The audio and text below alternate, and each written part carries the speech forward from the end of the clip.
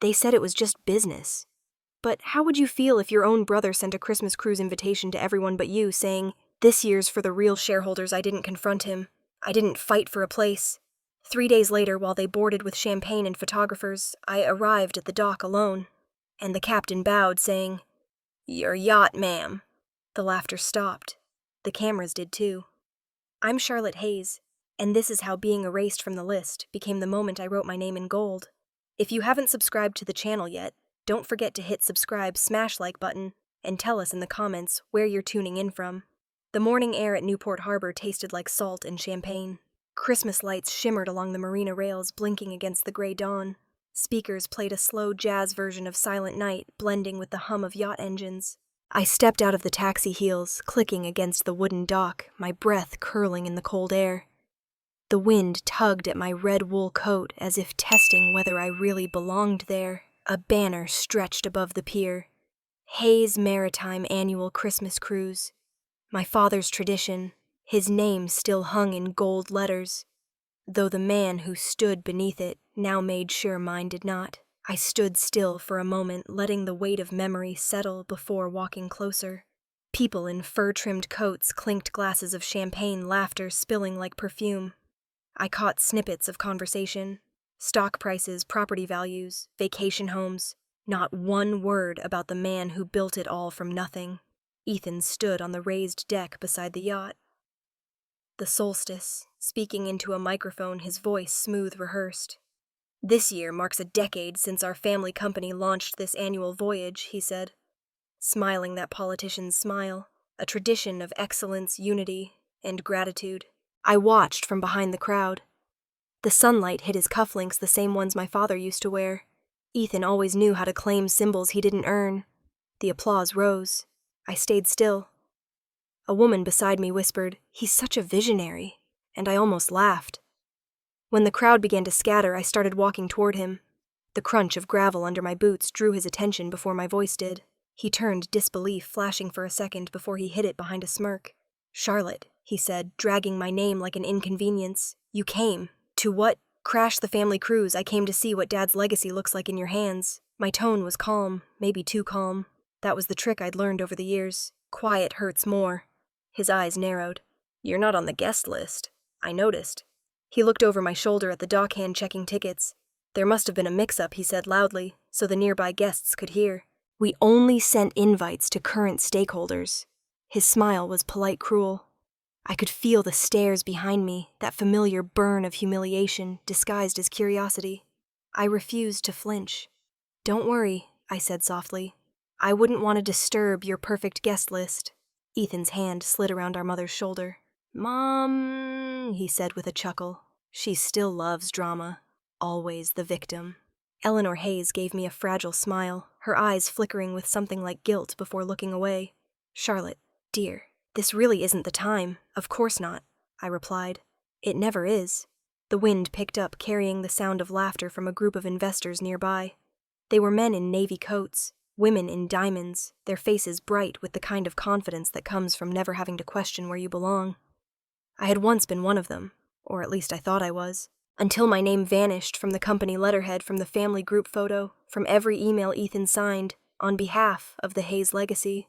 I turned my gaze to the solstice. The yacht gleamed in the morning light, white and perfect. The kind of perfection that hides rot underneath. I remembered being a teenager helping my father polish the railing before its maiden voyage. "A ship," he told me, "is only as steady as the hands that steer it." Back then, I believed we were those hands. Ethan adjusted his tie, preparing to walk back toward his guests. "You really should head home, Charlotte," he said. "There's a shuttle back to the city in 20 minutes. "Always so generous," I said. He shrugged. "You chose to leave. You can't expect to waltz in years later and pretend you matter here." I stepped closer, lowering my voice. "You didn't push me out because I didn't belong, Ethan. You pushed me out because you couldn't stand that I did." Something flickered in his expression. Anger or fear, I couldn't tell. He straightened, forcing a laugh. "Happy holidays, little sister." He walked away, leaving a trail of polite applause as he rejoined his circle. I looked at my mother one more time. She stood perfectly still, her hands clasped, face frozen, in that practiced smile she'd worn since my father's funeral. For a second, I almost pitied her. The woman forever balancing between two children and one crumbling legacy. The dock grew louder again, glasses refilling, cameras flashing. The show went on, as it always did. I took a slow breath, letting the salt air steady me. Every instinct screamed to turn around to leave before the humiliations sank deeper. But I stayed because leaving had never changed anything. As I walked along the edge of the dock, the lights reflected off the water in fractured lines. My reflection wavered beneath the surface, half there, half gone. They call me the outsider, I thought, but they forget who built the walls. The crowd's laughter faded behind me as I stepped toward the far end of the pier, where the sound of the ocean drowned it out completely. I stopped, hands in my coat pockets, and looked back one last time. Ethan was shaking hands with investors, the picture of power. A smile curved at the corner of my mouth, small but certain. "They think I came here to watch," I whispered to myself, voice barely louder than the waves. "But soon enough, they'll learn."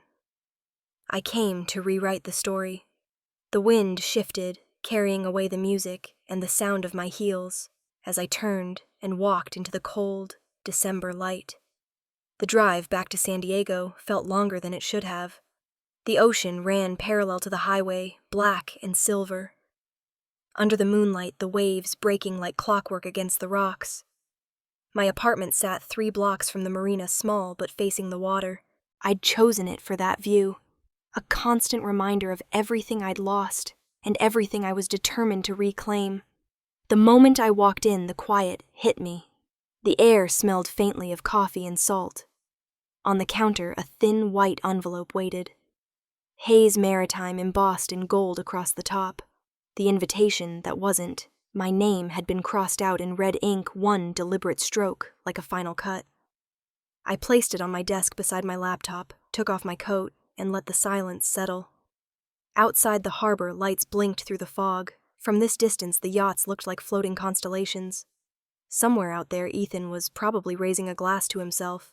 He always liked being photographed in the center of the frame, while I was the one holding the camera. I opened my laptop, the screen lighting up the dark room. A news article filled the page. Ethan Hayes, CEO of Hayes Maritime Group, hosts annual Christmas cruise. His picture was everywhere. Navy suit, champagne in hand, confidence sculpted for the press. Below the image, a quote, "We honor my father's vision by continuing his legacy." My jaw tightened. "You mean by erasing it?" I muttered. Scrolling through the guest list, I caught familiar names. Board members, investors, socialites who loved a photo op more than the ocean itself. Not a single person who'd built the company's foundation stood there. Not a single employee from the early days. It wasn't a legacy anymore. It was a brand polished and hollow. I closed the laptop and leaned back, eyes tracing the ceiling. The hum of the refrigerator was the only sound. For a moment, the quiet turned into something else, a pull backward through time. It was 2011 again. The office on Harbor Drive still smelled like fresh paint and ambition.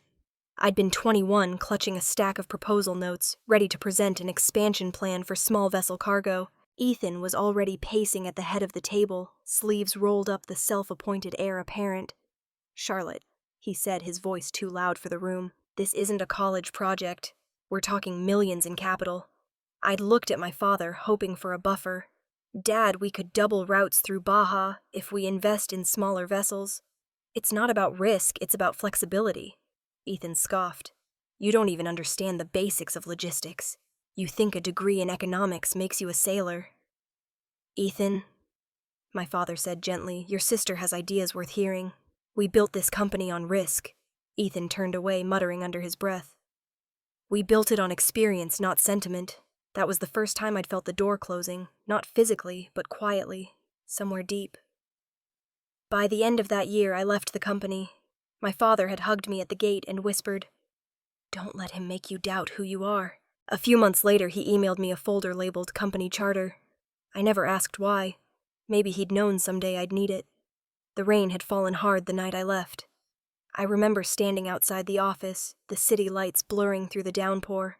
I'd walked away with nothing but that flash drive in my pocket and a silent promise that I wasn't done.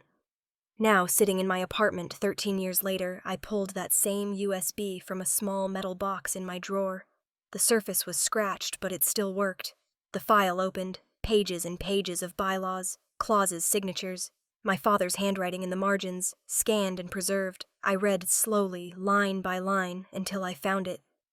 In the event that the acting CEO fails to secure board approval, within 6 months of transitional appointment, all executive powers revert to primary shareholder authorization.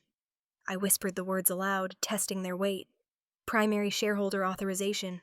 The phrase sparked through me like an electric current. Grabbing a pen, I underlined the clause, adding a note beside it. Temporary authority loophole. It hit me then.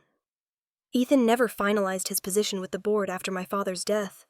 He'd signed the transfer papers himself, probably assuming no one would notice. But the law didn't care about ego. It cared about ink and witnesses. A flicker of light from the harbor caught my eye. The Solstice must have been docking for the night, its white hull glowing under the street lamps. That ship had been my father's pride, a symbol of what Hayes Maritime once stood for. I could almost hear his voice calm and steady.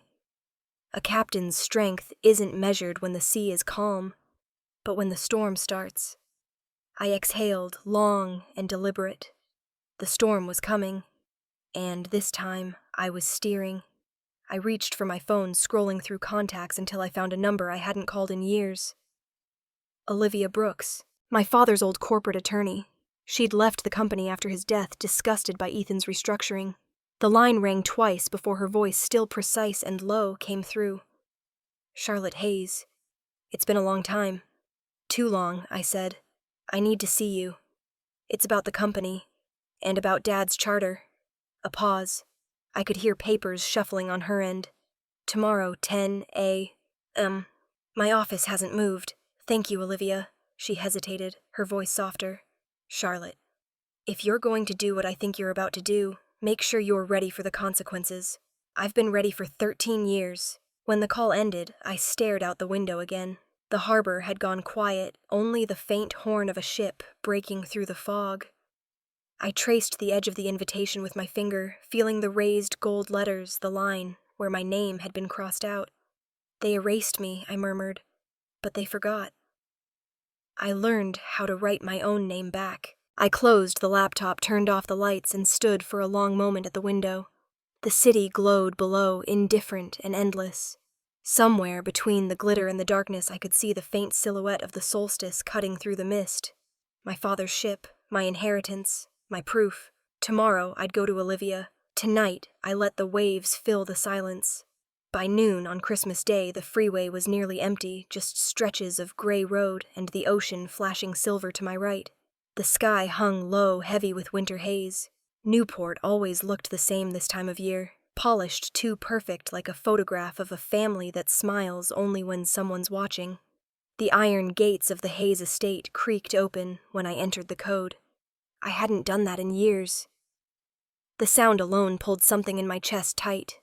The mansion rose from the hill overlooking the marina, all glass and stone, sunlight glinting off windows like judgment. I parked in the circular drive. No one came out. The front door was half open, the faint smell of cinnamon and pine drifting through. The Christmas tree stood in the foyer, at least 8 feet tall, dressed in white and gold ornaments, shining but somehow cold. There were no presents under it. Mom.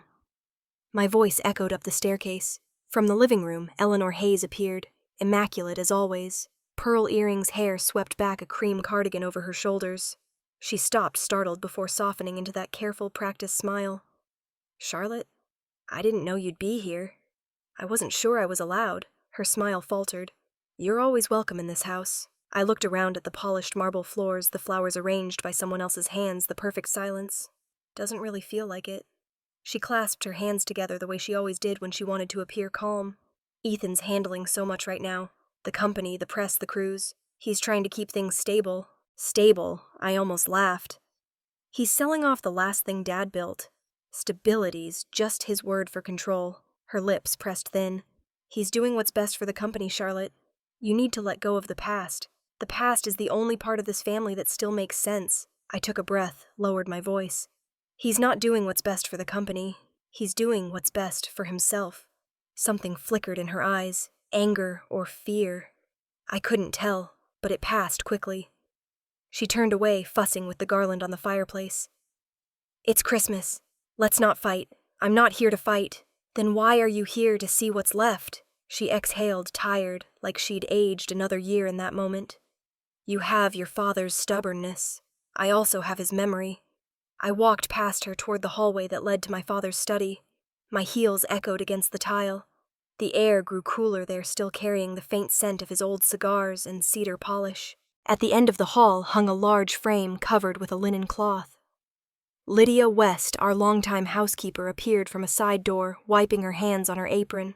She stopped when she saw me, then smiled genuine and warm. Miss Charlotte, I didn't know you'd be coming home. It's been a long time, I said. You're still here. Some things refuse to leave, she said softly. Her eyes drifted toward the covered frame. She still makes me dust it every week, says the cloth keeps it from fading. I walked closer. The linen was thin enough for the light to outline the shapes behind it. 3 figures standing shoulder to shoulder. My fingers hesitated before I pulled the cloth down. The photo was exactly as I remembered my father in the center, a hand on each of our shoulders. Ethan's smile wide and sure, mine smaller, but real. It had been taken the day the solstice launched. Our first company yacht, our family's pride. Dad always said the ocean doesn't forgive fear, I murmured. Lydia's voice was gentle. He also said the sea only trusts those who know who they are.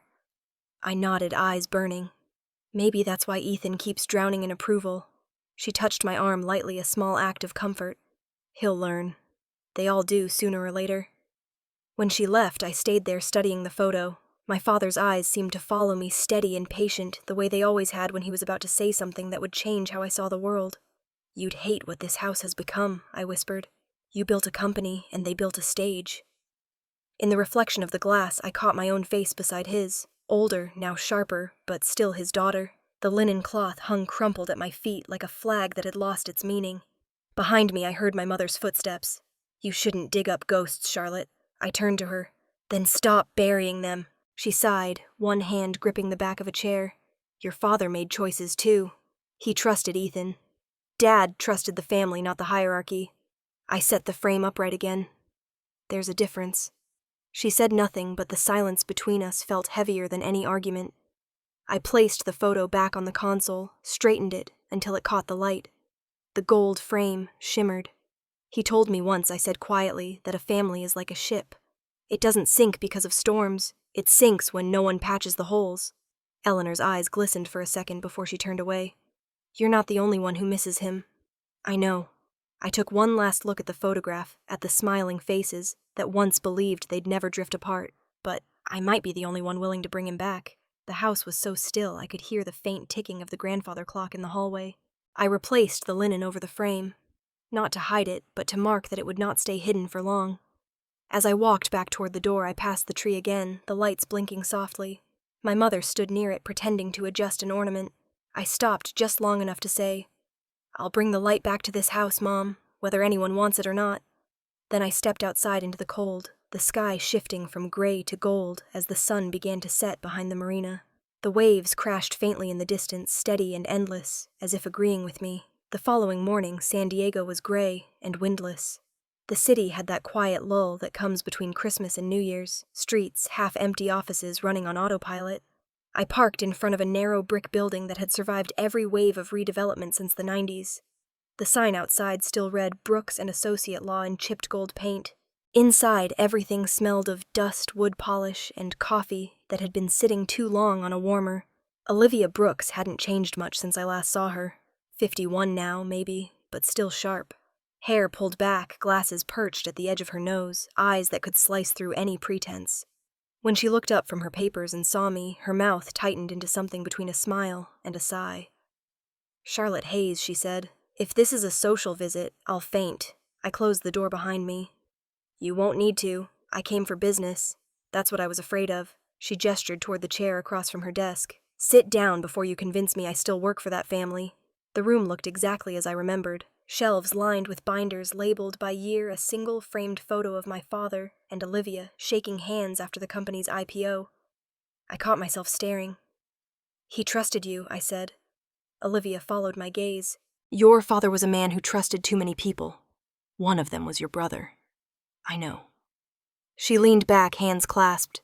So what brings you to me now after all this time? I opened my leather folder, sliding out the printed copy of the company charter my father had sent years ago. This, I said. And what Ethan's been doing with it. Her eyebrows lifted. She took the document, skimming the pages. You still have this? I've had 13 years to read every line. Olivia adjusted her glasses. Then you already know what I'm about to say. Clause 8b, temporary executive authority is invalid without board signatures. And as far as I recall, there never were any. I nodded. Ethan signed the transfer himself after Dad died. No witnesses, no board approval. That makes the transfer voidable, she said, flipping through pages until she stopped on one.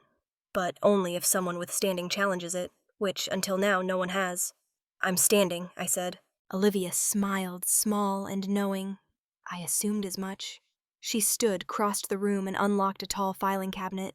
The drawer screeched open. You'll appreciate this. She pulled out a folder dated 2018. The supplemental amendment Ethan filed with the state. He signed it but never had it notarized. In the U.S., that means it's as good as scrap paper. She dropped it on the desk with a soft thud.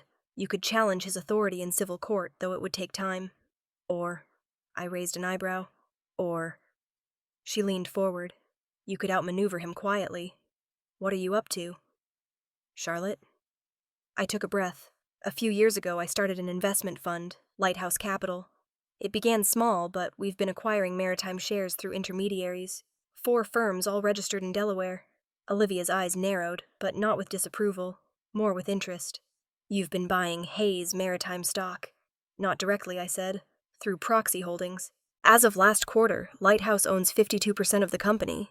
She let out a low whistle. You do realize that's both brilliant and dangerous.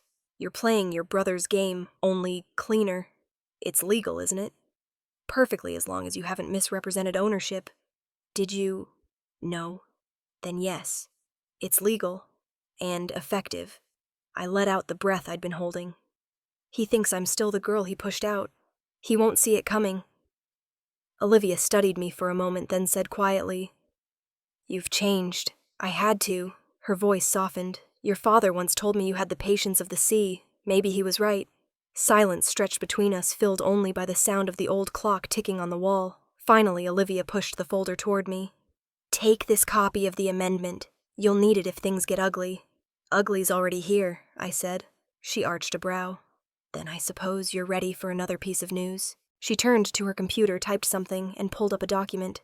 I've been tracking public filings for Hayes Maritime.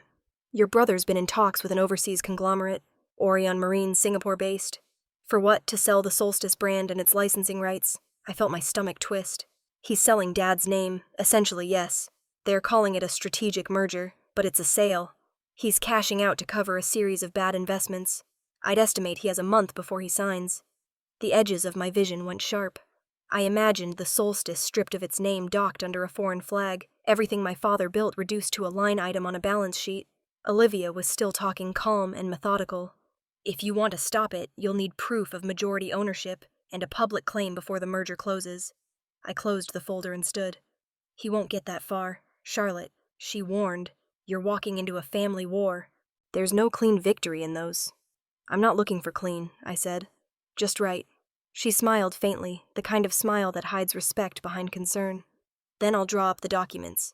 You'll need to announce Lighthouse Capital's position before the end of the fiscal quarter. That's next week. Send me what I need. As I reached for the door, she called after me. Charlotte.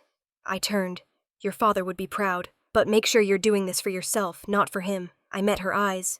I'm doing it for both of us. Outside, the cold air hit like a wave. The city smelled of rain and exhaust, the streets shining wet from a recent drizzle. I stood there for a moment, folder in hand, watching the harbor lights flicker in the distance.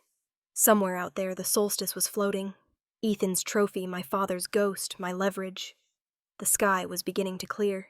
The first ray of sunlight slipped through the clouds and landed on the folder's metal clasp, catching it like a spark. I held it tighter, tight voice low, but certain. He won't have time to sell anything. I whispered. Not before I take it all back. Then I started walking, the sound of my heels steady against the wet pavement. The folder pressed close to my chest, like a compass pointing home. The elevator doors opened onto the 20th floor of Hayes Maritime Group, and the familiar scent of salt printer ink and artificial lavender hit me all at once. The PR department had always been a theater. Bright lights, glass walls, and practiced smiles.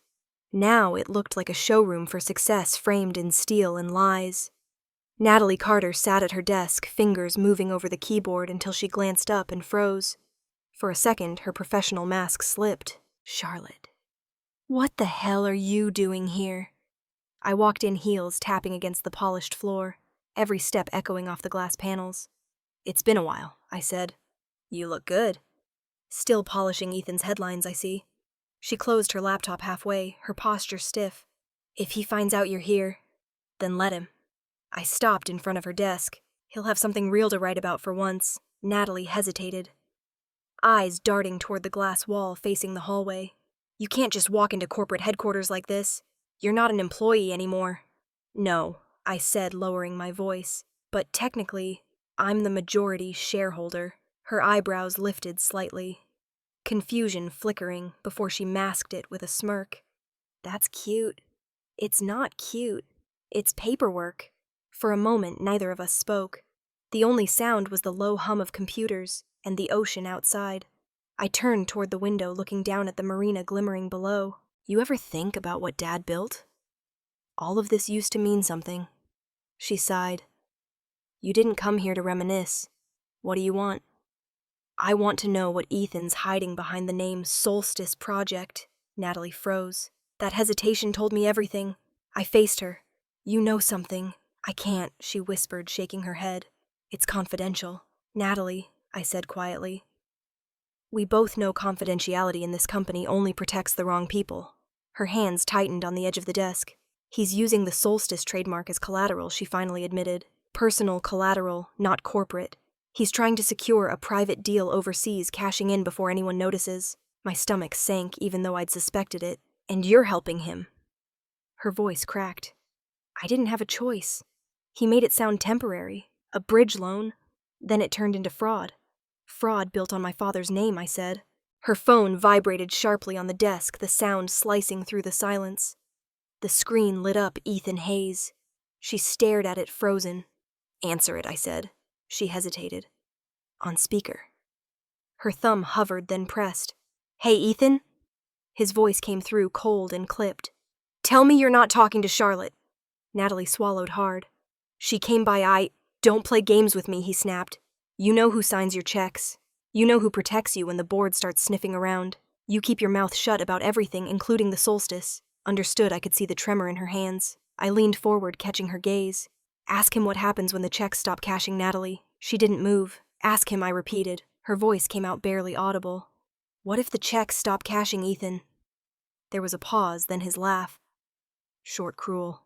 Then you'll find out who owns you. I reached across the desk and pressed the end call button.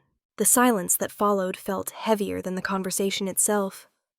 Delete that call, I said. Natalie stared at me, then at her phone. She hit delete one swift motion. He'll know. Let him. Her eyes glistened, anger and fear mixing into something fragile. You think he won't ruin me for this? He ruined you. He didn't ruin me. I said. He released me. There's a difference. For a long time she didn't speak. The city stretched below us, sunlight reflecting off the water like shards of glass.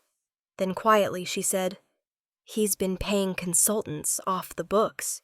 Money moving through shell accounts tied to the solstice sale. I can pull the records, but once I do, there's no turning back. I nodded. Then we don't turn back. She leaned back in her chair, exhaling slowly. You really think you can take him down? I don't need to take him down, I said. He'll do that himself. I'm just holding up the mirror. Natalie gave a short, humorless laugh. I always wondered what it would look like when you decided to fight back. I guess now I know. We sat there for a moment, two women who'd both been casualties of Ethan's charm and ambition. Then she stood, opened her drawer, and pulled out a flash drive. Everything's on here. The PR, drafts, the internal emails, the payment schedules. Enough to expose the solstice deal before it closes. I took it carefully. Why are you doing this? Because I'm tired of pretending loyalty and silence are the same thing, she said. And because if I don't help you, I'll be part of the lie forever, I nodded. Once slipping the drive into my coat pocket, he already cut. Your way back, Natalie. At least now you're walking in the right direction. She gave a small, sad smile. You sound like him sometimes. No, I said. I sound like our father. The line caught her off guard. She turned away, pretending to check her phone, but her eyes were wet. I reached out my hand. She hesitated, then took it. The handshake was brief but firm, like sealing an agreement neither of us could undo. As I stepped out of the office, she called after me, voice trembling. He's going to come after you for this, Charlotte. I glanced back. He'll try, but this time I'm ready. The elevator doors closed, the reflection of the ocean shrinking behind me in the glass wall. Downstairs, the city smelled of diesel and salt. I crossed the street toward the harbor, the late afternoon sun turning the waves gold. From the pier, I could see the solstice gleaming in the distance. White, magnificent waiting. The banner for the upcoming cruise fluttered in the wind. I stood there for a long moment, the cold biting my cheeks, and watched the light glint off its rails. They wanted a grand performance, I whispered, my breath fogging in the air. Then I'll give them one worth remembering. The tide rose and broke against the piling, steady and certain, as if the ocean itself was listening. The morning sun was pale and cold, the kind that glared without warmth. Newport Harbor glittered like glass, the water still and silent beneath 100 voices. The solstice loomed at the dock, her white hull shining deck lined with garlands and red ribbons.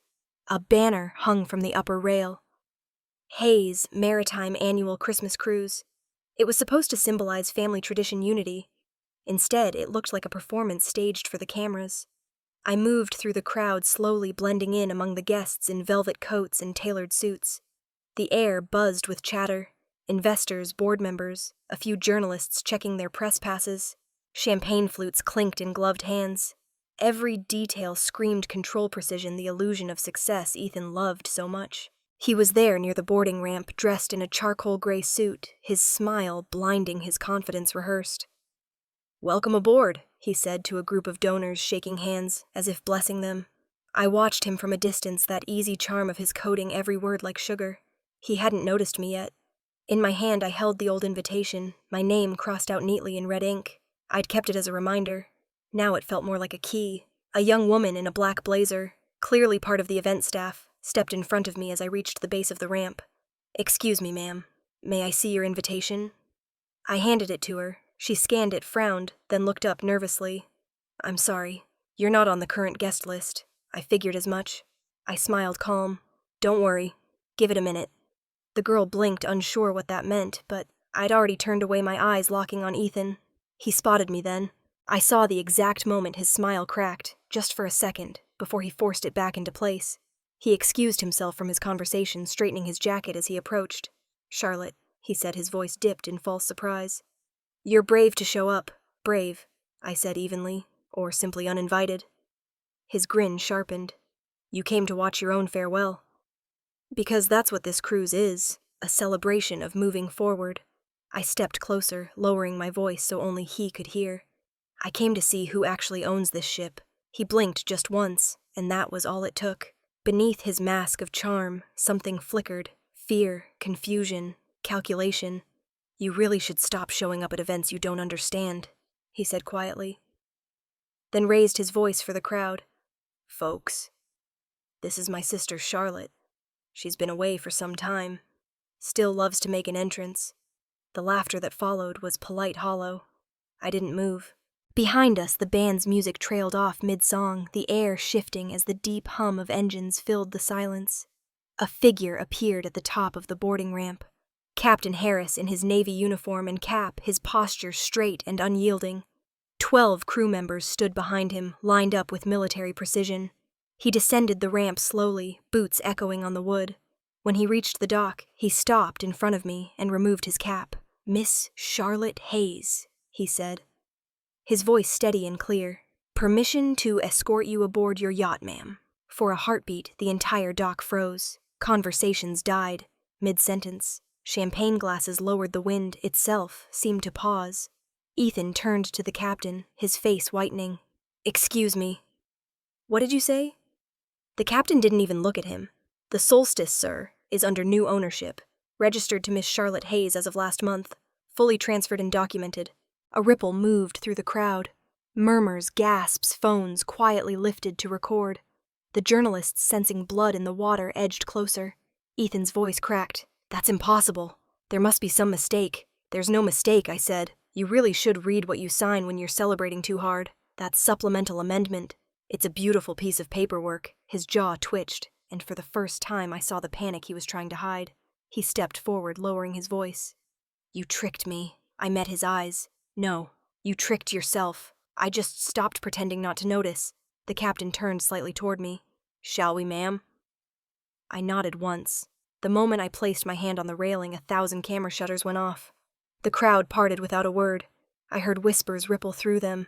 "She owns it." Wasn't it his how? But I kept my head high, my expression steady. Ethan tried to follow, but 2 security officers, hired by my own firm through Lighthouse, stepped subtly in his path. One said politely, "Guests only." "Sir, guests." Ethan hissed, "I built this." I turned back to face him. "No, you built the illusion. I built the structure underneath it." He stared at me speechless, his mouth working soundlessly before he found words again. "You think you've won?" "I'm not competing, Ethan. I'm correcting." The captain extended his hand. I took it and began walking up the ramp, each step echoing against the dock.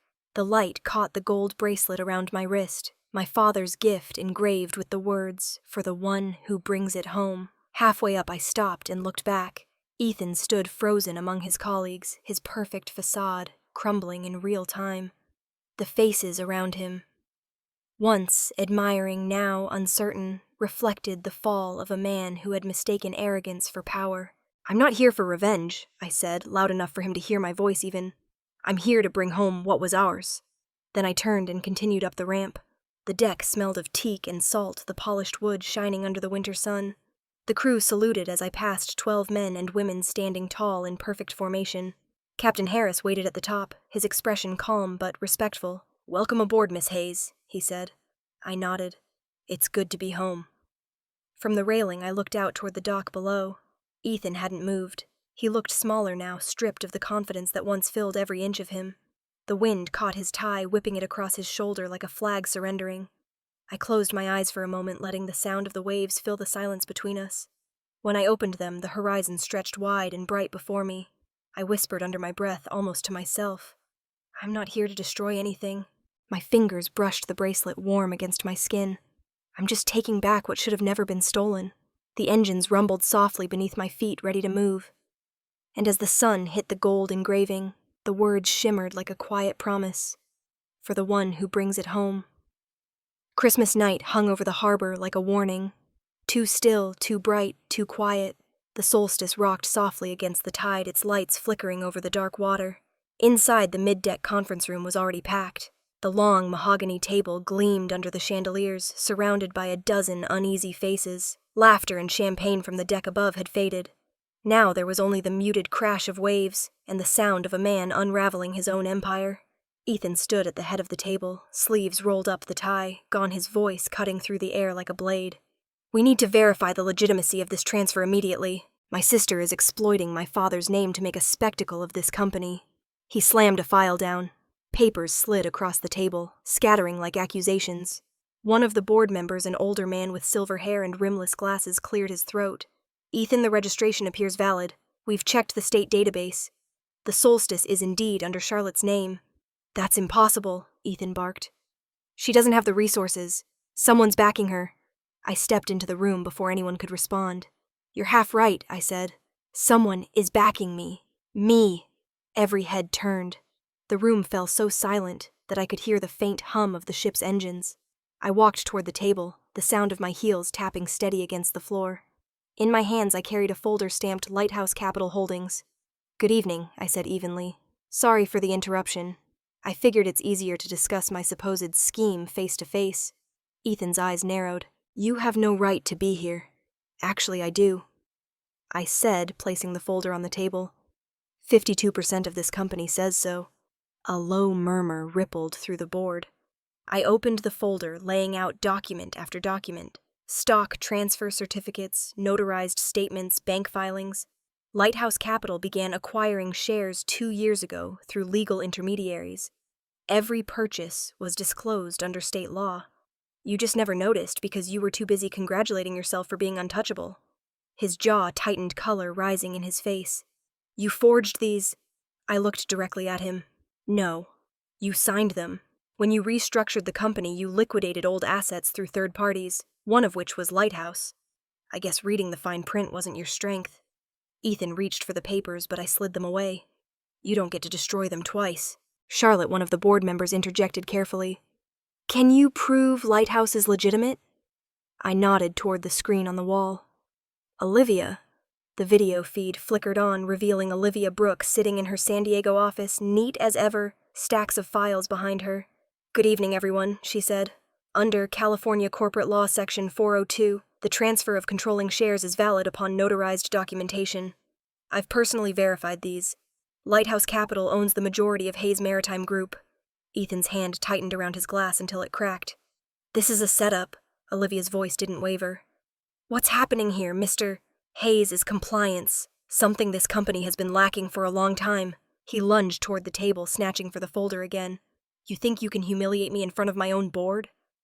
Before I could react, Natalie stepped from the corner of the room. I hadn't even seen her slip in. She moved between us, pulling a small flash drive from her pocket. Actually, she said, her voice trembling but steady. You did that yourself. Ethan froze. What are you doing? She plugged the flash drive into the conference monitor. The screen lit up with a video, grainy footage from one of Ethan's office celebrations. His voice filled the room, slurred and loud over the background music. She'll never find out. The papers are already signed. Her name's on them, but she doesn't know what they mean. By the time she does, I'll be untouchable. The recording ended. No one moved. The only sound was the ocean, faint and relentless outside. One of the board members exhaled. Good God. Another whispered. He admitted to falsifying signatures. Ethan's face went white. You manipulated that recording. Natalie's voice shook but didn't break. I saved it. He glared at her, venom in his tone. You're finished. No, I said quietly. You are. He turned back to me, his composure cracking. You think anyone will believe this? You're just a disgruntled sister trying to rewrite history. I stepped closer, resting my hand on the folder between us. No, Ethan. I'm a shareholder with documented proof verified by counsel and filed with the state. You can yell, but the law doesn't care how loud you are. I turned to the board. You have 2 choices. Continue under a man who forged his authority, or restore the company to the vision my father built it, on integrity, transparency, and respect. A long pause followed. The oldest board member, Mr. Alvarez, cleared his throat. Ms. Hayes, if these documents are authentic, and I believe they are, then you are by law the controlling shareholder. Ethan's mouth opened, but no words came. His eyes darted from face to face, searching for support and finding none. I suggest you step down temporarily, Alvarez added, pending legal confirmation. Ethan laughed, bitter and broken. You're all cowards. He looked at me. You think you've won? You've just invited the sharks. I gathered the documents into my folder, my movements slow, deliberate. Maybe, but I've learned how to swim. He lunged again, but the captain's voice boomed from the doorway. Enough. Everyone turned. Captain Harris stood there, calm but commanding. The breeze from the open door whipped through the room, scattering a few papers from the table. They fluttered across the polished floor, spinning into the air before landing at Ethan's feet, his own name printed at the bottom of every page. I picked up the last document, slid it into my folder, and straightened. I don't need you to believe me, I said quietly. The law already does. The wind rushed in stronger, carrying the scent of the sea. The room felt lighter somehow, as if something had finally broken free. Ethan stood still, breathing hard, the power he'd worn for years, slipping through his hands like sand. I turned toward the door. Meeting adjourned. The captain held it open as I walked out. Behind me, voices rose. Board members murmuring, Natalie exhaling shakily. Ethan shouting after me. But none of it mattered. The storm had already passed. Outside, the cold air hit like clarity. The deck lights shimmered against the dark horizon, and somewhere beneath the surface, the tide shifted course. 3 days later, the city woke up to my brother's face plastered across every television screen. The footage looped on every network, news anchors' talk shows, even the morning finance programs that pretended to be neutral. The same clip played again and again.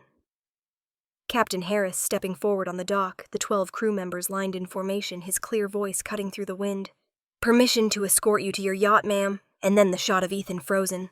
Lydia stood in the doorway of my apartment, clutching a mug of coffee like it was something to hold on to. Natalie sat cross-legged on the couch, eyes fixed on the TV, expression unreadable. The reporter's voice filled the room. The moment now being called "Your Yacht, ma'am" has become a viral symbol of poetic justice. Social media users are calling it the Christmas reckoning.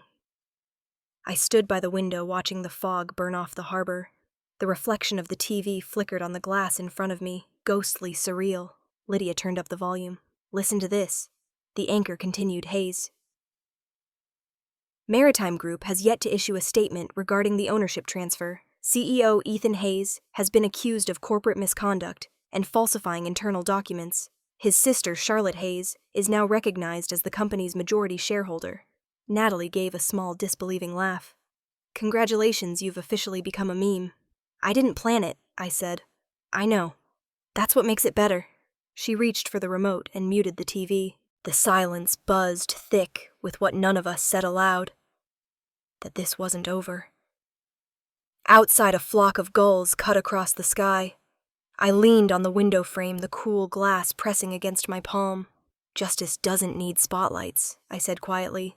"It just needs to be seen." Natalie nodded. "Well, it's definitely being seen." The phone on the counter vibrated. A notification lit up. Breaking news. Live press conference with Ethan Hayes, CEO of Hayes Maritime. I grabbed the remote and turned the volume back on. Ethan stood at a podium draped in the company's blue and gold banner. The room behind him buzzed with cameras and whispers. He looked polished again, his suit, perfect hair immaculate, but the sheen was thinner now, the kind that cracks under heat. He adjusted the microphone. "Good afternoon," he began. "I want to address the baseless allegations circulating online. My sister, while clearly emotional, has been manipulated by outside investors, using her as a pawn in a hostile takeover." Natalie muttered under her breath.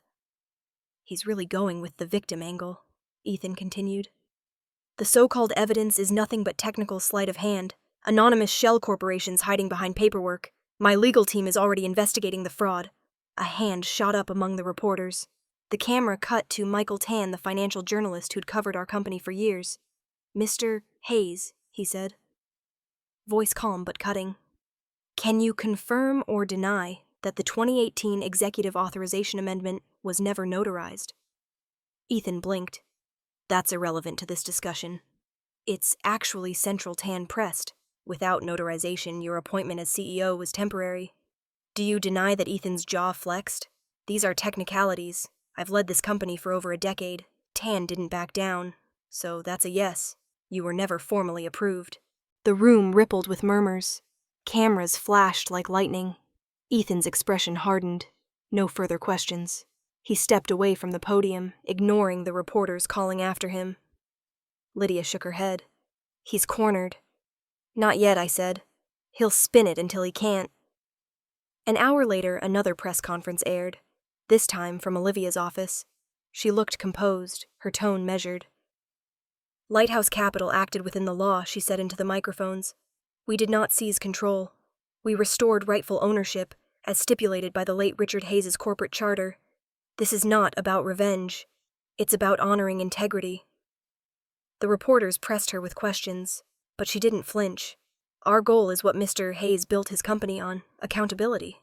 That's all." Natalie exhaled. "She's good. She always was," I said. The TV cut back to breaking footage outside Ethan's building. He was leaving through the front entrance, flanked by security. Reporters surrounded him, their voices overlapping. "Mr. Hayes, are you stepping down? Is it true you forged documents? Can you comment on the leaked recording?" I frowned. Recording. The camera zoomed in just as someone shouted, "We've heard the tape from your holiday party. Care to explain your statement?" Ethan's face drained of color. "What tape?" The audio rolled right after. His own voice slurred and arrogant. "I'm the only one worthy of the Hayes name. The rest of them are just passengers." The crowd erupted. Flashes exploded around him like a storm. He shoved past the microphones, muttering curses, as he was ushered into his car. The door slammed shut. For a few seconds, the image froze, his pale, furious face illuminated by the camera lights, before the news cut back to the anchor. In a stunning turn, the reporter said public opinion has shifted sharply. Investors are now calling for Hayes Maritime to conduct an internal review. Social media has branded the scandal Hayes fallout. Natalie muted the TV again. No one spoke. Lydia was the first to break the silence. "Poetic justice," she said softly. I looked down at my reflection in the window, the faint glow of the screen washing over me. "Karma doesn't always need my hands," I said. "Sometimes it just needs time." The knock at the door startled all three of us. Lydia opened it, and my mother stepped in. Eleanor Hayes looked smaller than I remembered, her face pale beneath the soft light of the apartment. She carried a folded newspaper in her hands, trembling slightly. She held it out to me. The headline read, "Hayes Family Legacy in Crisis. Daughter exposes CEO, brother." Her voice was quiet but firm. "The world sees your brother differently now. Maybe that's what it takes for him to finally look at himself." I set the paper on the table. "This wasn't about humiliating him." "I know," she said, "but the damage is done. Now let me help you fix what's left." I met her eyes. There was no accusation there, just exhaustion and something like hope. "What do you mean?" I asked. She took a deep breath. "It's time someone from this family stands beside you, not in your way. If you're rebuilding the company, you shouldn't do it alone." I looked past her to the skyline, where the sun was slipping behind the horizon, the city's lights flickering on one by one. The storm had started without me, and maybe for once it wasn't mine to end. For the first time in years, my mother was here not as a spectator, but as an ally. And somewhere far below us, the tide kept rolling in, erasing everything written in the sand. The wind had softened by the time the sun began to sink, turning the horizon to liquid gold. The solstice floated quietly just beyond the marina, its flag still, its lights not yet awake. The deck was nearly empty, except for two figures sitting side by side near the railing. My mother and me. The ocean stretched endlessly ahead, rippling with orange and copper reflections. For once, there was no noise. No board meetings, no cameras, no reporters clawing for headlines. Only the sound of the water brushing the hull and the faint hum of the engines below. My mother's hands rested in her lap, delicate, the same way she'd held herself at funerals and family dinners alike. Composed, but never quite still. After a long silence, she said quietly, "Your father used to tell me that honor isn't about victory. It's about how you stand when you've fallen." I didn't understand it then. Her gaze stayed on the horizon, where the sky bled into the sea. Now I do. I didn't respond. The weight of her words pressed against something inside me that had been locked away for years. She turned to look at me, her expression gentler than I remembered. "Your brother, he saved you once, didn't he? When you were children." The image came back instantly. The smell of guilt, the shock of cold water, the flash of panic. Summer 1998.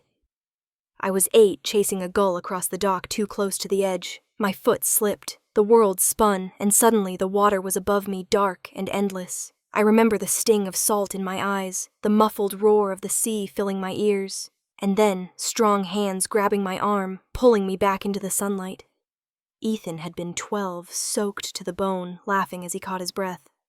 "You've got to look where you're going, dummy," he'd said. I had cried anyway, clinging to him until our father came running down the pier. That was the last time I remembered Ethan's laughter sounding real. Back on the deck, I could still feel the ghost of that day, the way his hand had gripped mine, firm and unshakable. Somewhere along the way, that same hand had turned into the one pushing me out. My mother's voice broke the silence again. "He wasn't always like this. I know." I took a breath. "But we don't get to choose who people become." The air smelled of salt and fading sunlight. I could hear the faint chatter of the crew below deck, the sound of life continuing. "I thought staying quiet would protect both of you," she said, her voice trembling slightly. "After your father died, everything fell apart faster than I could hold it together. Ethan needed control. You needed space. I thought if I kept the peace, we could survive as a family." I turned to her. "And did we?" She gave a sad smile. "Barely." The honesty in her tone startled me more than the words. I had spent years resenting her silence, mistaking it for loyalty to Ethan. Maybe it had been fear, maybe grief, or maybe both. She reached over and took my hand. Her skin was cool, her grip steady. Charlotte, I can't undo what's happened, but I can stop pretending it didn't. You've carried enough of this alone. I frowned, unsure if I understood. What are you saying? She looked toward the ship's bridge where the company's flag fluttered faintly in the wind. Tomorrow, the board will meet to decide Ethan's fate. They'll need a witness to confirm the truth about the documents about your father's intent. Someone who was there when those papers were signed. I felt my pulse quicken. You mean, I was in the room, Charlotte, she said quietly. Your father told Ethan that leadership would pass to both of you when you turned 30. It was never meant to be his alone. I stared at her stunned. You never told me that. I didn't think it mattered anymore. But now, she exhaled slow and deliberate. Now I see that it's the only thing that does. The sun had dipped almost entirely below the horizon. The last streaks of light caught in her hair, turning it silver at the edges. For the first time, she didn't look like the careful woman who smiled through everything. She looked like my father's partner, the one who had built an empire beside him. I swallowed hard. You'll be putting yourself against Ethan. I already am, she said, and I can live with that. What I can't live with is knowing I let your father's work become his stepping stone. For a long time, neither of us spoke. The sky darkened, the sea deepened to indigo. Somewhere behind us, a crew member switched on the deck lights, casting a warm glow around us. In the quiet, my thoughts folded in on themselves. I had spent my life trying to prove I was stronger than my family's silence, I thought. But maybe silence wasn't weakness. Maybe it was timing. My mother squeezed my hand. I'll call Olivia tonight. Tell her to prepare the files. The board deserves to hear the truth. From me, I nodded slowly, still trying to catch up to her certainty. You're really ready to do this. Her lips curved into something small but resolute. It's time. She stood, brushing invisible dust from her coat, then started toward the staircase leading below deck. I watched as she descended, her figure framed by the doorway's golden light. I followed her with my eyes until she disappeared, the sound of her heels fading into the corridor. The wind picked up again, carrying the faint scent of rain. My hair whipped across my face as I turned back toward the ocean, my throat tight with pride and something deeper. A kind of peace I hadn't felt in years. For the first time, I saw my mother not as a woman who'd chosen silence, but as someone who had been waiting for the exact moment to speak. Down below, I could hear her voice through the open cabin window, calm and steady. On the phone. Olivia. It's Eleanor Hayes. Prepare the files. I'll testify tomorrow. I leaned against the railing, letting the cool metal press into my palms. The water shimmered under the lights, each wave rolling forward like a heartbeat. My father's words came back to me faint but certain. The sea doesn't reward those who rush. It rewards those who endure. And as the night deepened, I knew. We were finally sailing toward the truth. The elevator doors opened to the top floor of Hayes Maritime Group, and for a moment the city stretched endlessly beneath the glass walls. The sky over San Diego was sharp blue, the ocean shimmering beyond the skyline. Reporters lined the hallway, microphones, flashing voices clashing into one another. Olivia walked beside me, calm as ever, holding a folder pressed to her chest. When the doors to the boardroom swung open, the sound changed. No more shouting, just the low murmur of power contained. The room itself was a monument to my father's vision. A long glass wall overlooking the harbor. A mahogany table polished to perfection. A brass plaque engraved with the words, "Integrity commands the sea." I stepped in the soft click of my heels, echoing. I wore a navy suit, simple, precise, and my father's gold bracelet at my wrist. It caught the light just enough to remind me why I was there. Ethan was already seated at the far end of the table. He looked smaller than he had on the yacht, though he still wore his arrogance like a uniform. His tie was too tight. His eyes ringed and red avoided mine. Eleanor sat in the front row of the gallery behind the board members, a stack of documents in her hands. She caught my gaze briefly and gave the smallest nod. Olivia took her place beside me, setting her briefcase down, and leaned in to whisper, "Let's keep it simple. The law's already on your side." The chairman of the board, Mr. Alvarez, adjusted his glasses and cleared his throat. "This session of the Hayes Maritime Board is now in order. The purpose to determine the legitimate executive authority of the company, as contested by Mr. Ethan Hayes and Ms. Charlotte Hayes. He looked between us. Mr. Hayes, you requested this hearing. You may begin. Ethan stood, slowly buttoning his jacket. Thank you, Mr. Chairman. Members of the board, you've all seen the chaos my sister has caused. The media spectacle, the smear campaign. This isn't about leadership or legality. It's about revenge. A few heads turned toward me. I didn't react. He continued, voice rising. She's manipulated loopholes, twisted technicalities, all to discredit me and undermine this company's stability. She's turned a private family matter into public humiliation, Mr. Hayes. Alvarez interrupted. Please stick to the facts. We're here to discuss documentation, not feelings. Ethan exhaled, jaw tight. The documents speak for themselves. I've led this company for 10 years without issue. That should be all the proof you need. Olivia stood calm and composed. Leadership, Mr. Chairman, requires more than tenure. It requires legitimacy. She turned to me. Ms. Hayes, would you present your materials? I rose, sliding a folder across the table. This, I said, is the original corporate charter drafted by my father, Richard Hayes, in 2005. Clause 8b specifies that executive authority after his passing requires board ratification within 6 months. That never happened. I placed another document beside it. This is the supplemental amendment filed by Ethan Hayes in 2018, signed by him but never notarized, which means it's void under California corporate law. A murmur rippled through the room. Olivia projected the signatures onto the monitor. As you can see, there's no witnessing signature or company seal. The filing was accepted in error because it appeared compliant on its face. Ethan slammed his hand against the table. I didn't forge anything. The notary failed to stamp it, that's all. Intent doesn't erase omission, I said quietly. You built an empire on unchecked assumptions. You thought because no one challenged you, you were untouchable. He turned on me, face flushed. You're only here because you're desperate to prove something. You were never fit to lead. Before I could answer, my mother stood, her voice soft but steady, cut through the tension like a bell. Enough, Ethan. He froze. Eleanor walked forward holding a single document. You've spent years twisting your father's name to justify your ambition.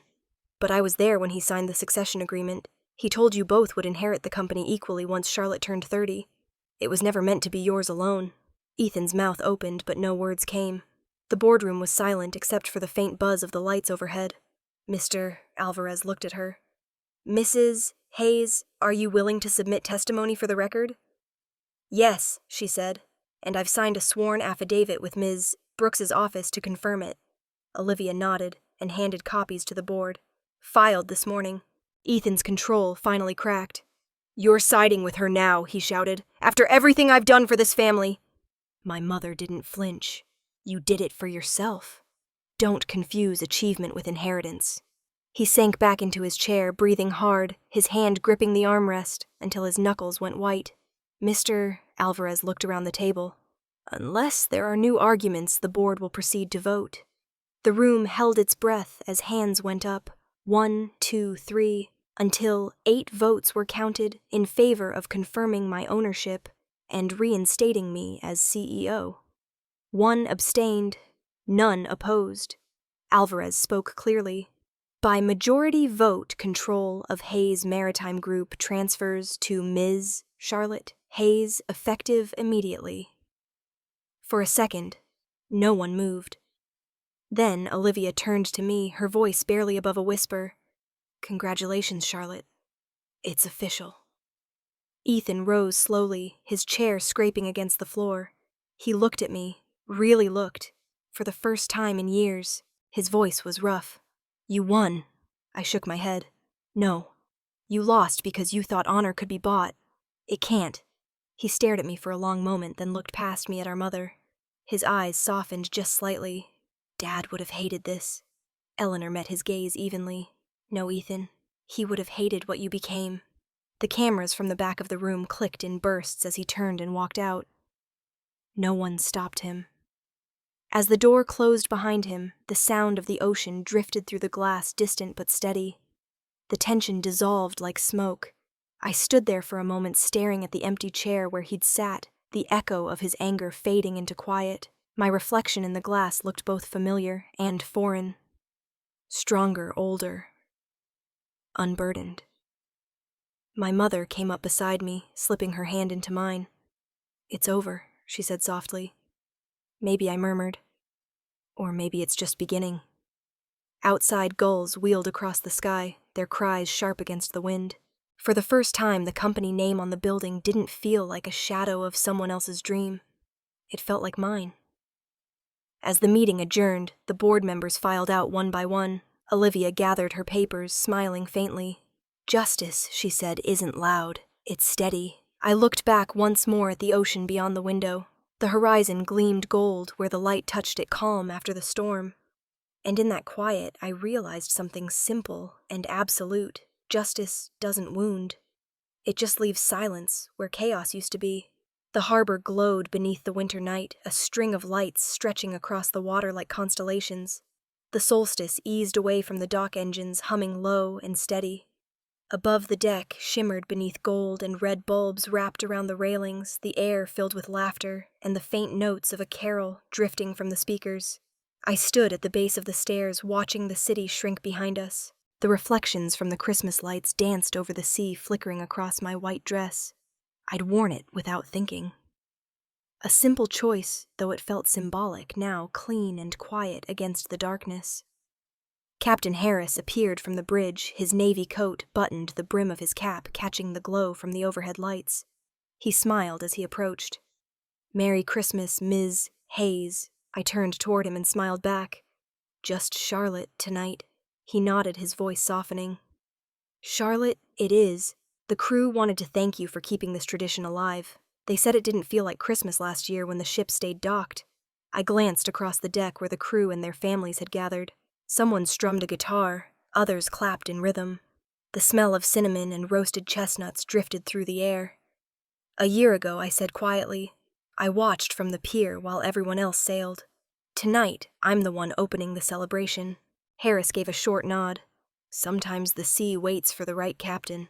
His words lingered as I moved across the deck, greeting faces. Old engineers, new interns, sailors who'd been there since my father's time. Some smiled shyly. Others clapped my shoulder as I passed. It didn't feel like triumph. It felt like belonging. Near the bow, my mother stood, wrapped in a wool shawl, holding 2 glasses of champagne. The sea breeze pulled strands of silver hair loose from her bun. When she saw me, she raised one glass. "To calm waters," she said, handing it over. I took it, our fingers brushing. "To new beginnings." We stood side by side, watching the horizon shift as the yacht broke into open water. The city's glow dimmed behind us until it was just stars and the sound of the sea. "Your father would have loved this," she said. "He used to say, when the sea is calm, the heart has forgiven." I looked down at the bracelet on my wrist, the one engraved, "For the one who brings it home." The metal was warm against my skin. "I don't hate Ethan," I said. "I just never wanted to disappear from the story he was writing." She looked at me, her eyes bright with tears she refused to let fall. "You never disappeared. You just had to come back in your own time." A gust of wind blew through, carrying the faint sound of carolers from the stern, voices rising in harmony. I could see children dancing near the railing, their laughter carrying above the music. For the first time in years, the ship didn't feel haunted by the past. It felt alive. My phone buzzed in my pocket, the vibrations subtle but insistent. I hesitated before checking it. The screen lit with a name I hadn't expected to see. Ethan. I opened the message. "I've stepped down. Effective tomorrow. The board accepted my resignation. I don't expect forgiveness, but thank you for making me see what I couldn't." I read it twice, then locked the screen. The message wasn't an apology, not really, but it didn't need to be. Sometimes acknowledgement is its own kind of peace. I slipped the phone back into my pocket, exhaled, and looked out over the water. My mother's hand brushed mine. "Was that him? Yes." She nodded once. "And he's gone," I said softly. "For the first time, I think he actually means it." She smiled faintly. "Then, maybe we can all rest now." I didn't answer. Instead, I walked to the edge of the deck, resting my hands on the cool metal railing. The reflection of the ship's lights trembled over the water, 1,000 golden ripples spreading outward. Behind me, someone began counting down to the fireworks, the company's traditional end to the Christmas voyage. 10, 9, 8. The wind lifted the hem of my dress, salt brushing against my lips. The engines slowed the yacht, gliding across the open sea, as if pausing to listen. 3, 2, 1. The first burst of light exploded above us, red and gold streaking across the sky. The sea caught the colors, turning them into fire on the waves. I felt the vibrations through the deck, through my chest, through everything that had been quiet for too long. Around me, the crowd cheered, glasses, clinking voices overlapping in joy. I stood still, watching the reflection of the fireworks fade and bloom again, their patterns vanishing as quickly as they came. I thought of the years I'd spent fighting shadows, of my father's silence, my brother's ambition, my mother's restraint, and yet somehow here I was, standing on the same ship that had once been the symbol of everything I'd lost. Captain Harris's voice came from behind me. "Beautiful, isn't it?" "It is," I said. "Not the fireworks, the quiet between them." He smiled, tipping his cap. "That's where peace lives." As the last burst of color scattered into the sky, the ocean returned to its steady rhythm. I closed my eyes and breathed in the salt air, letting it fill the spaces that used to ache. No victory felt louder than this kind of stillness, the kind where you finally stop running from who you are. When I opened my eyes again, the reflection of the fireworks was gone, replaced by the stars above, and the faint, familiar sound of the sea finding its rhythm again. The first light of morning slipped across the horizon, soft and golden, washing. The solstice in calm. The engines were silent now, the sea so still it looked like glass. I sat in my office near the bow, the one that used to belong to my father, the pages of my leather notebook open in front of me. The ink trembled slightly with the movement of the waves. 34 years old. That's what I wrote at the top of the page. 34 and finally home. I let my pen hover for a moment, then began the final entry. Just as I wrote, isn't the sound of victory. It's the quiet that follows when you no longer need to prove anything. I stopped staring at the sentence until the words seemed to settle into me. Outside the window, the water shimmered with sunlight, soft ripples gliding toward the horizon. The reflection of the light danced across the glass, and for a moment the whole room looked alive again. A knock came from the doorway. Lydia West peeked in her hands full, a framed photograph wrapped in cloth. "Morning, Miss Hayes," she said. "Thought this belonged here again." I turned as she walked to the wall and carefully removed the cloth. The old family photo, my father in the middle, Ethan on one side, me on the other, had been restored. She hung it above the sideboard near the dining table. The morning sun caught the glass, scattering light across our faces. "I took it out of storage," Lydia said softly. "Didn't seem right to leave it hidden anymore." I smiled. "Thank you, Lydia." She hesitated, glancing at the picture. "Your father would be proud, you know. Not because you won, but because you did it the way he would have." Her words lingered in the air after she left. I looked at the photograph for a long time. My father's expression was calm, steady. The same kind of calm I had spent half my life chasing. When I finally stepped out onto the deck, the morning was brighter. Crew members were already moving about, preparing for docking, their voices low, their laughter easy. The smell of sea salt and fresh coffee drifted through the air. Captain Harris stood near the railing, hands folded behind his back, the brim of his cap catching the light. He turned as I approached. "Morning, Charlotte," he said, then added with a faint smile. "Or should I say Captain?" I shook my head. "Not today." He looked out over the water. "We're approaching San Diego Harbor. Calm seas, fair weather. Where would you like to head?" After I rested my hands on the railing, letting the wind move through my hair. The city was still a faint outline in the distance, waiting familiar, but changed. "I don't know," I said. "Wherever the tide takes us. As long as it's forward." He nodded once, his gaze following mine. "Forward it is." For a long time we stood without speaking. The sunlight turned the water into molten gold, the sound of waves gentle against the hull. I thought about everything that had happened, the battles, the silence, the endless waiting for something I couldn't name. The truth was, I hadn't fought to win. I had fought to be seen, to reclaim not just a company, but the space I'd been written out of. Behind me, footsteps approached. My mother joined me, her shawl wrapped tight against the wind. She looked rested for the first time in years. "The harbor's beautiful this morning," she said. "It is," I replied. She smiled faintly. "You look like your father when you stand like that. Always staring past the horizon like he could see something no one else could." Maybe he could. I said, maybe that's why he built all this. We stood side by side watching the skyline grow closer. The crew was lowering the flags now, preparing to dock. The solstice's reflection stretched long over the water, the morning light catching the company's new emblem painted along the hull. Hayes Maritime, my mother read aloud. A legacy reclaimed. I traced the words with my eyes, the fresh paint still bright against the white metal. It's not just his legacy anymore, I said quietly. It's ours. The engines shifted to idle, the gentle vibration humming beneath our feet. I could feel every heartbeat of the ship, every whisper of the waves against it. Lydia called from the upper deck. Docking in 5 minutes, Captain Harris turned to me one last time. You've got calm waters ahead, ma'am. Then let's keep it that way, I said. He smiled and went back to his post. My mother stayed beside me, her hand brushing mine briefly before she turned to head below deck. The sunlight caught the silver in her hair as she walked away. I looked back at the horizon, the city now close enough to hear the faint sounds of gulls and harbor bells. The air smelled of salt and possibility. My thoughts were quieter than they had ever been. The noise, the fight, the doubt, they were gone now, replaced by something steady, something that finally felt like peace. I closed my notebook and set it on the railing, the wind flipping through the pages. The ink glistened in the sun. I'm not the girl they erased from the list, I whispered. I'm the one who wrote it again. The dock came into view, the world waiting as the solstice slowed to meet it. Crew members tossed ropes over the side, the sound of them striking wood sharp and sure. I took a final look at the open water, letting the light hit my face. For the first time in my life, I wasn't chasing anyone or anything. I was simply moving forward. The gangway lowered, creaking softly, the morning light spilling across the deck. The last echo of the engine faded as the ship came to rest. If you've ever been shut out, crossed off, talked over, told you didn't belong, remember this.